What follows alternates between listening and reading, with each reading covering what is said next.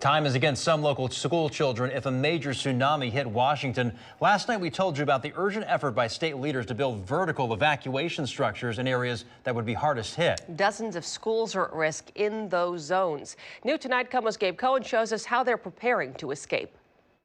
We are having an earthquake. Okay, drop, cover, hold. At Stevens Elementary in Aberdeen, an earthquake drill starts the standard way. Students drop, cover, and hold on. Evacuate the building. But then they line up. If this were a Cascadia earthquake, a tsunami could be on its way to Aberdeen. If people are in this building when the tsunami comes, it will be pretty difficult to survive. So Principal Arnie Lewis is preparing 500 students and staff to flee to high ground. You pretty much have to use every single minute. This evacuation map shows Stevens Elementary is a 30-minute walk to safety, and the massive wave would hit in less than 70. Moving 3-year-olds for 45 minutes in any direction is a difficulty.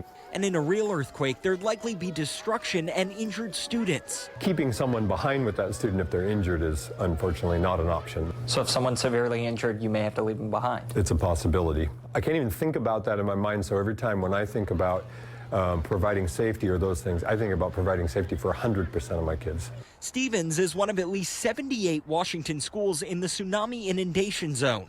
All of them are required to run an annual drill. It's cutting it very close. Superintendent Alicia Henderson says the Aberdeen School District now wants to rebuild Stevens Elementary and add a vertical evacuation structure that can survive a tsunami. What's the goal?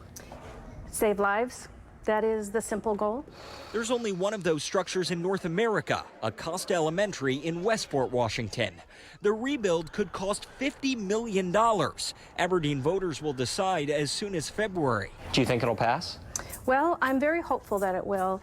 Henderson says best case, a new school opens in 3 years. Until then, they'll prepare the best they can. About a 3-minute improvement over our last year's drill. So I'm very excited about that. I'll be real happy with that. In Aberdeen, Gabe Cohen, KOMO News. They are motivated. Right now, the state is studying hundreds of schools to see how the structures would hold up in a powerful earthquake. So far, they say about half would collapse or would be severely damaged.